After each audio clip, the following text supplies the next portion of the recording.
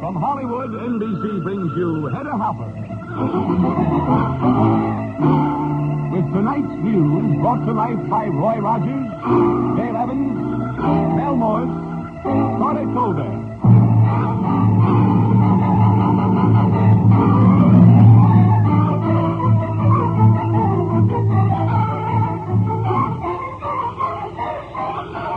And here she is, from a desk by the window looking right down on Hollywood and Vine, Hedda Hopper.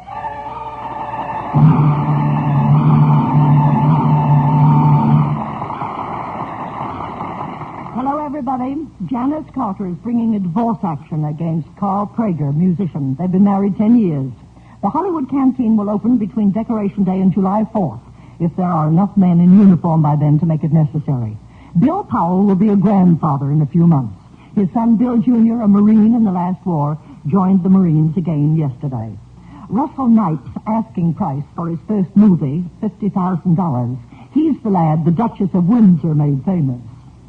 Congratulations to Ella Rain's husband, Major Robin Olds. He's now Lieutenant Colonel Olds. Mike Coles is one of 80,000 laid up in Los Angeles with the flu. Last week, a ripe news story fell right into my lap. 15 years ago, when the part of Hopalong Cassidy was being cast, it almost went to that wild and woolly maverick David Niven. And according to David, a cowboy doesn't have to know anything about riding, roping, or shooting. All he has to do is say, "Reach, you chaps, reach." Oh, but that's plumb foolish. Why, every dude knows all a cowboy has to do is sing. Yes, this week's big Western news comes from a guy who wears the chaps and does his reaching for high notes. The king of the cowboys himself, Roy Rogers, with something brand new about a dogie. It's a dogie named Yogi, Hedda. Yippee-yi-yo, Yogi. Yippee-yi-yo, Yogi.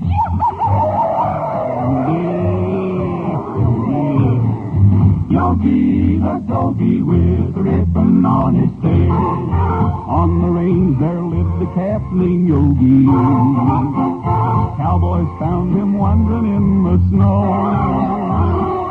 All the hands are mighty fond of Yogi, so they gave him special feed, but he won't grow. Yogi the dogie with a ribbon on his tail, without a father or a mother. Yogi the dogie with a ribbon on his tail, just got a cowhand for a brother. They took him to the rodeo with tears in their eyes. Saddest calf they'd ever seen, but Yogi won the prize. The cowboys tied the ribbon on his day, rode down the trail. That's how Yogi the dogie got the ribbon on his tail. Yippee-yi-yo, Yogi, yippee-yi-yo, Yogi. Yogi the dogie with the ribbon on his tail. They took him to the rodeo with tears in their eyes. Saddest calf they'd ever seen, but Yogi won the prize. The cowboys tied the ribbon on as they rode down the trail. That's how Yogi the dogie got the ribbon on his tail. Yippee-yi-yo, Yogi, yippee-yi-yo, Yogi. Yogi the dogie with a ribbon on his tail.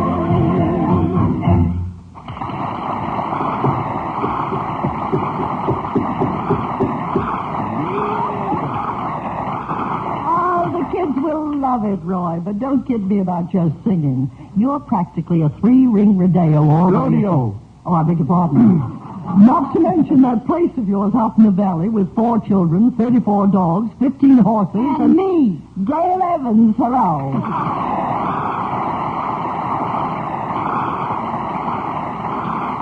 Roy, I'm so glad you brought your wife. Well, there wasn't room in my car for my horse. Well, listen to that. Anything I love, it's that drawing room comedy, Hedda. The truth is, when I don't come, he and Trigger get to talking so much they just forget where they're going. Well, don't give me that, you two.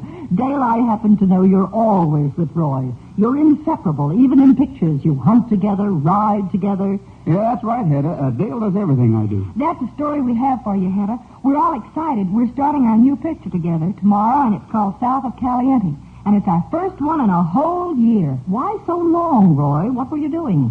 Having a baby? Roy does everything I do. There's one thing Dale does that I can't do. She writes songs. Well, story number 2. But guess how we sing? I know, together. It's another brand new one, Hedda. It's called Hazy Mountains.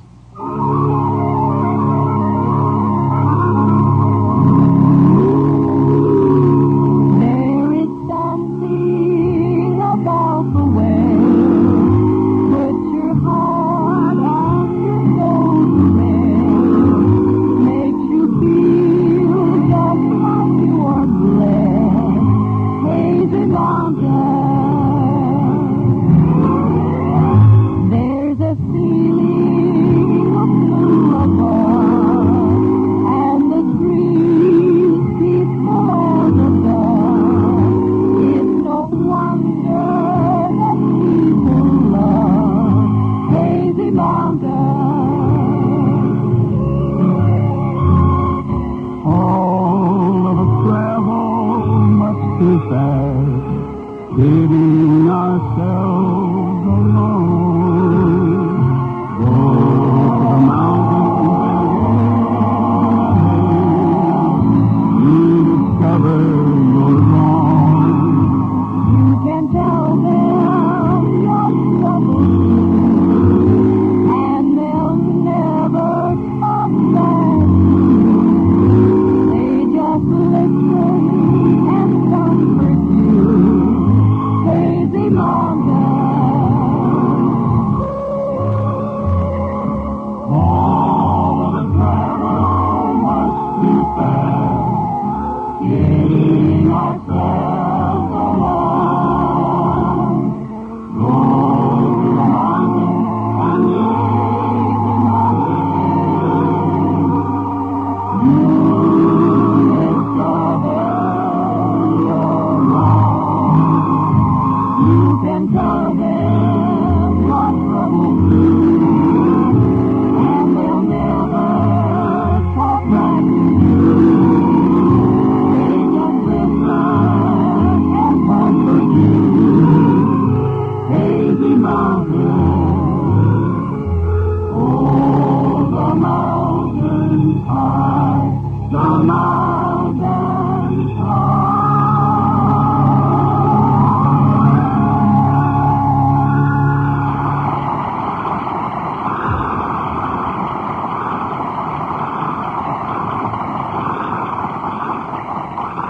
Mrs. Catherine Flanagan, who wrote the novel Mrs. Mike, is suing Sam Bischoff, Huntington Hospital, William Nasser, and Dick Powell for an accounting of profits from the picture of the same name. She hasn't yet received full payment for the original story. That book was based on her hardships in Canada. Now she'll be able to write one about her Hollywood hardships. Sid Luft expected to divorce Lynn Barry in Mexico. Instead, Lynn went to Las Vegas to divorce him so she can marry Alan Nixon, Mary Wilson's ex. When Sid is free, his friends believe Judy Garland will have gotten a quick divorce and they'll marry. Sounds like a comedy of errors, doesn't it? George Kaufman comes west in 3 weeks to start rehearsing another company in Guys and Dolls. Dick Contino will squire Piper Laurie to a premiere of a picture this week, and she promised him she wouldn't eat her corsage. In order to get a close-up of that Honolulu volcano erupting for Bird of Paradise, Daryl Zanuck kept a camera crew waiting for 2 months. Then, when she started to blow her top, 2 cameras were ruined, and a cameraman had his shoes burned off. On Tuesday night at the Cathay Circle Theater, Hollywood will see the presentation of the first Patsy Award. Yes, Patsy, which stands for the Picture Animal Top Star of the Year. Because for the first time in history, our animal stars and their trainers will be honored with their equivalent of an Oscar. The organization presenting the Patsies is the American Humane Association. Hedda, that's the national group that represents the local humane societies, the SPCAs, and so on throughout the country. And you're Mel Morse, the man from the American Humane Association who works with the Hollywood studios. You help supervise the use of animals in pictures, don't you, Mel? Yes. People love animals, Hedda, like to see them in movies.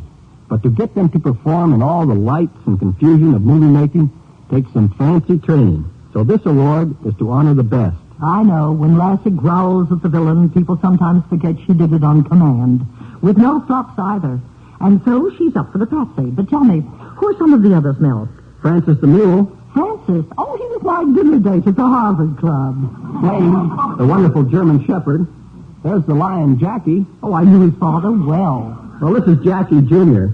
Remember how he wrestled with Samson and Delilah? Oh, I thought that was Cecil DeMille.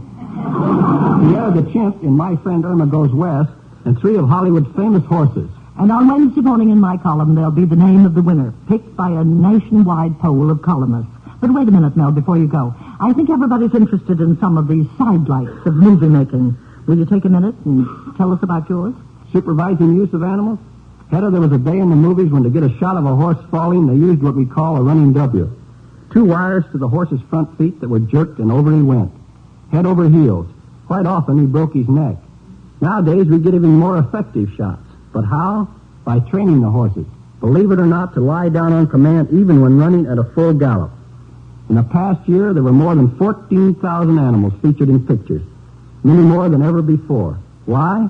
Because people know that no matter how exciting or dangerous a shot, nowadays it's all done through training. Thanks, Melmore. And the same for my dachshund Wolfie and my Celium Dagwood.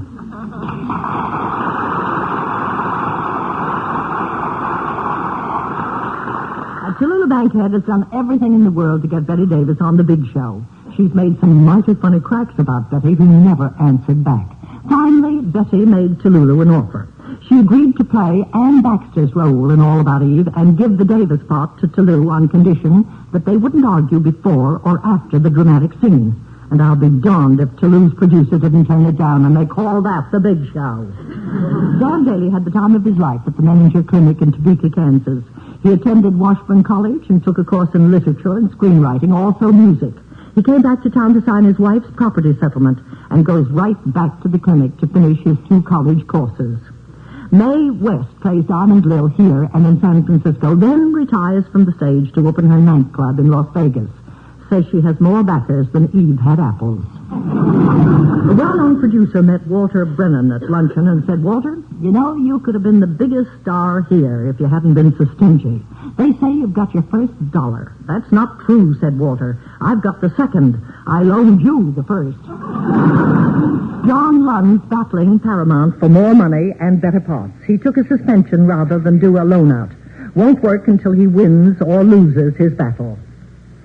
There was a movie made a year ago which opened with these words.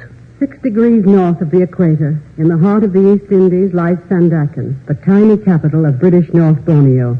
The year was 1941. Do you recognize the voice? Yes, it's Claudette Colbert with the opening narration from a movie based on a true story. 3 Came Home. There have been a number of fine pictures made about the last war, but I think this one deals best with something that every one of us lives with every minute right today. Fear of an unknown future. Fear of what might happen and how we would act as individuals and as families if war should come again and come to our shores. Well, in the early part of 3 Came Home, there is an answer, a message well worth retelling, a message that Claudette Colbert brings to life so beautifully.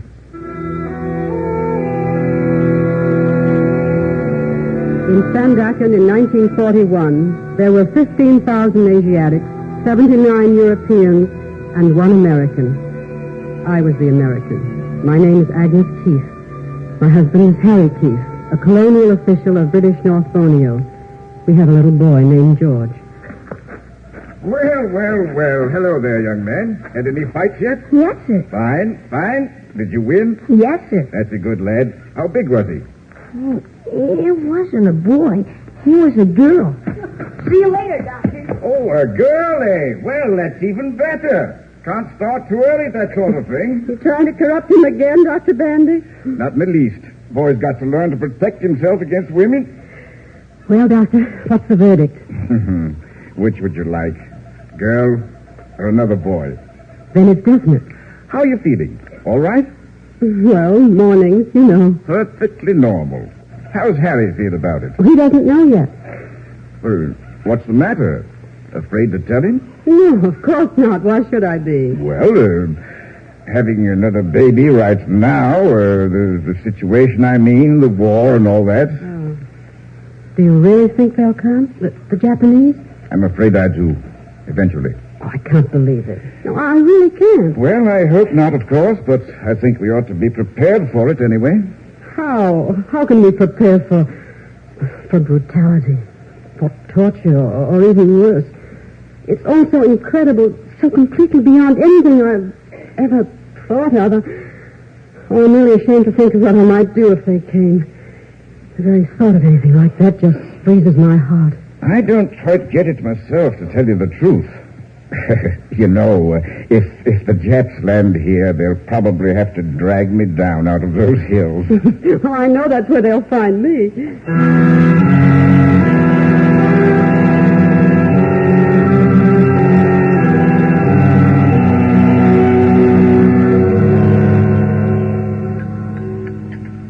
Oh, now, Harry, darling, the Japanese aren't exactly headhunters. Yes, and we're not exactly well defended.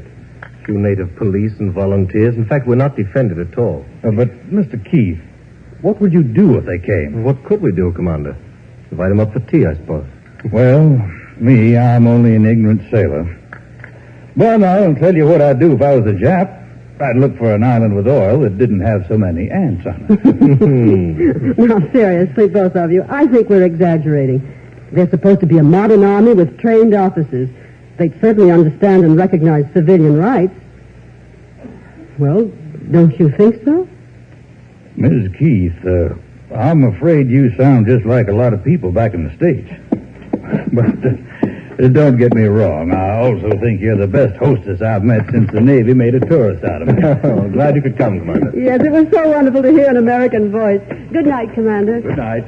Thanks again. Darling, would you like to take a little trip? Trip? Where? Home.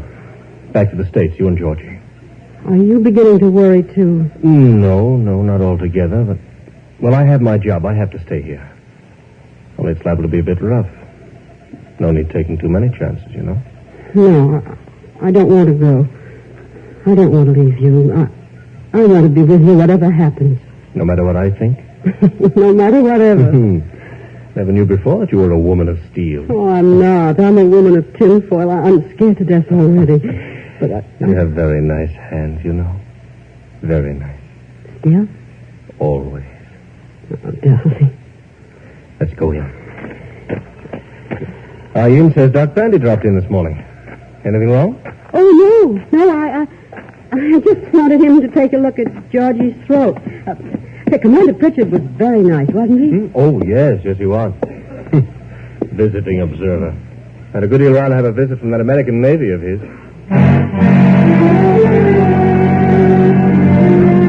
We have just received the following dispatch of the gravest importance. Pearl Harbor has been bombed by the Japanese. The attack, which was made in great force, was only a part of a tremendous offensive launched against the entire...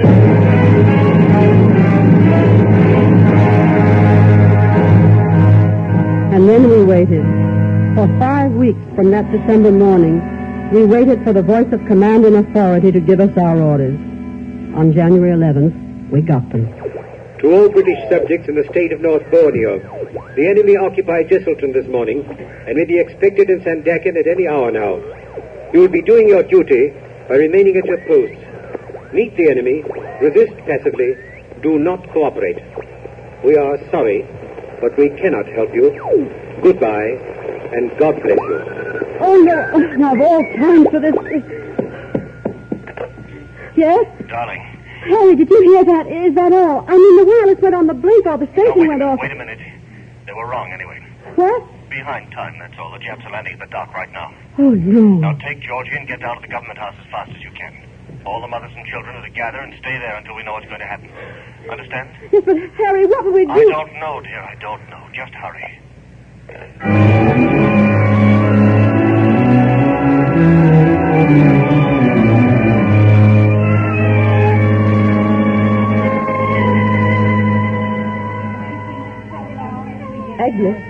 Agnes, I'd put my wristwatch away if I were you. Oh, of course. Oh, thank you. I intended to, but I came away from the house so fast. What is that, Mom? What was that gun? Quiet, darling. Don't talk now. What was it, Mommy? Where's Daddy? What? Mother doesn't know. Just be quiet. I don't know. Mrs. Agnes Newton Keith? What? Yes. Colonel Sugar wants to see you. Alone. Come with me. Oh, but my little boy. I'll take care of Georgie, Agnes. Mother!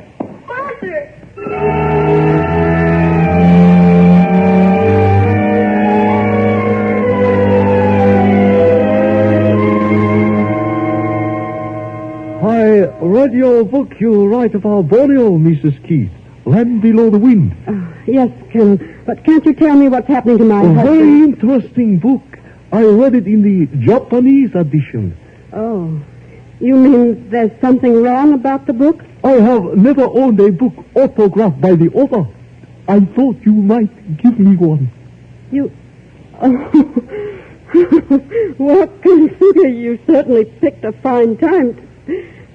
Oh, please, Colonel, where's my husband? The rest of the men? What's going to happen to us? We men are all right. You will all be sent home. You will find out in due time what will happen. Perhaps I will find out myself. Who knows?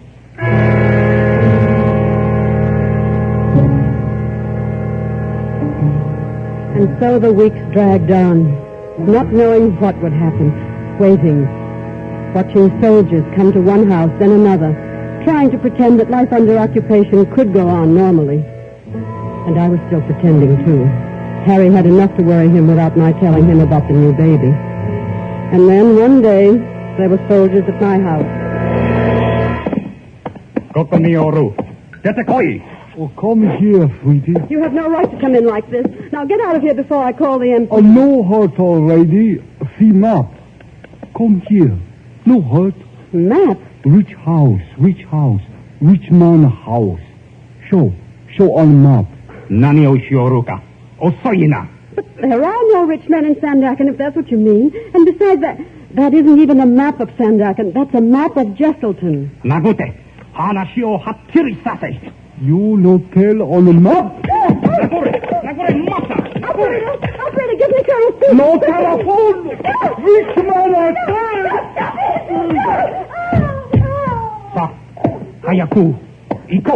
Very dumb dame.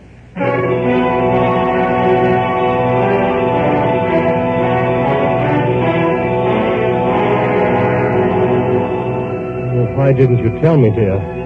Doesn't matter now, does it? And at least it's one less problem to handle. What is it, Mommy? I'm afraid we're not going to have a baby brother after all, darling. What about a little baby sister? No little sister either. For a while it'll have to be just us, that's all. You and me and Daddy.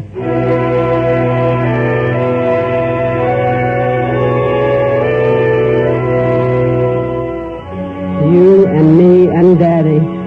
I should have known. May 12th, 1942. All Europeans will be evacuated to prison camps this afternoon at 3 o'clock. Be ready when the truck calls. Men and women will be in prison separately. Signed, Suga.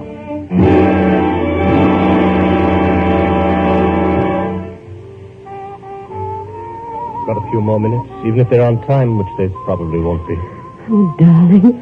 Oh, don't, darling. Have you heard anything at all? Where we're going? Not a thing that means anything. Do you suppose we'll be able to ride? Oh, I'm sure so. If only they make some kind of provisions for children. Well, he's pretty sturdy. That's one good thing. But he's still soulless. Oh, Harry. I'm so scared. I know, darling. Everybody is.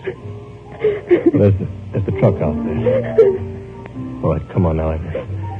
Come on, where's that Yankee Spirit? I'm scared to be without you. I need you so. I just don't know what I'll do without you. I'm scared of not knowing about... Telephone now. Who on earth? Hello? Oh, yes, Colonel Suga. Colonel Silk. Oh, here, let me talk to him. Maybe there's something I can still... Hello? Colonel, hello. This is Mrs. Keith. Oh, I am so glad I caught you in time. Just in time. I was just wondering, Had you forgotten the book you promised me? The autograph one? Before you go? Hello, did you hear?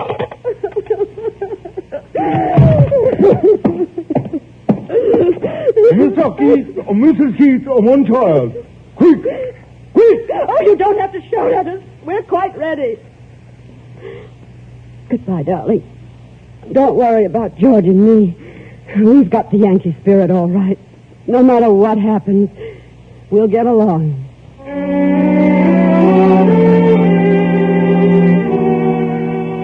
Yes, I'd finally learned it. And in the months and years and unspeakable hardships that followed, I knew it more and more. We're not nearly as fragile as we think we are, as we fear we're going to be. When the unknown thing happens, when the soldiers come trampling with their guns, do we topple over at the first tap? No, apparently not. We may be a little groggy, but we're still on our feet. Don't you think that's a remarkable thing?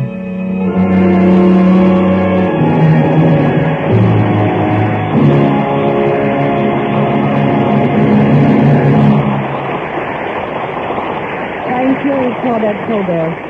And good luck with your next picture, The High Ground, for Universal International. Hollywood and Los Angeles are magic datelines. News editors everywhere take a second look at anything emanating from this neck of the woods. We have glamour personalities. We have the unusual situations. Add, mix well, and you have front page news. This past week was no exception. The Catawba Crime Committee has been with us again, probing and listening to our public officials groan and moan, which caused to be sent throughout the world more sorry pictures of conditions here. Now, what are the facts? Is this a den of iniquity, the black hole of Calcutta? Listen, we're no worse than other communities. We have crime, sure. What city hasn't? We have racketeers, too. What community is free from those rats? But worst of all, we have many buck-passing public officials, a condition prevalent in most big cities, and the shame of law enforcement in America today. They admit they can't cope with local conditions. They're happy to tell someone from Washington what's wrong. Then they feel their duty's done. Dump it into the federal laps is their motto when it comes to crime. It's a trend, we're told. It's a disgrace. We should shout back at them. Why should the Senate of the United States waste its members' times and taxpayers' money running around the country listening to weak-kneed local officials sob on its shoulders? Why shouldn't these local officials clean up their own backyard or get out of office? Why shouldn't they be forced to do their duty instead of wringing their hands before a senatorial committee? There isn't anything wrong with Hollywood, Los Angeles, or any other community, for that matter, that a little homegrown courage won't cure. So don't laugh at us. Look around you. There may be a busy signal on the Washington line from your hometown, too.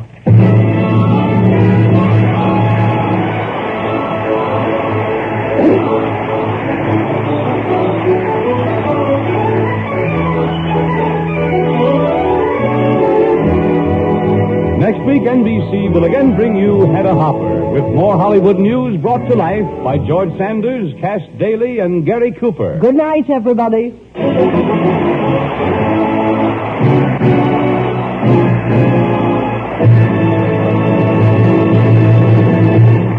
Hear Hedda Hopper next Sunday, right after Phil Harris. And in just a moment, hear Theater Guild with John Gielgud, Dorothy McGuire, and Pamela Brown starring in Hamlet. The Hedda Hopper Show is produced by FMB, with direction by Gil Faust, music by Frank Worth. This is Art Baker bidding you good night. Three chimes mean good times on NBC. You're invited to stay tuned to your NBC station, for in just a few seconds, Theater Guild on the Air will begin its presentation of radio's most exciting dramatic event, Hamlet. Noted actor John Gielgud portrays Hamlet. It's a full hour-and-a-half production on Theater Guild on the Air. Next on NBC.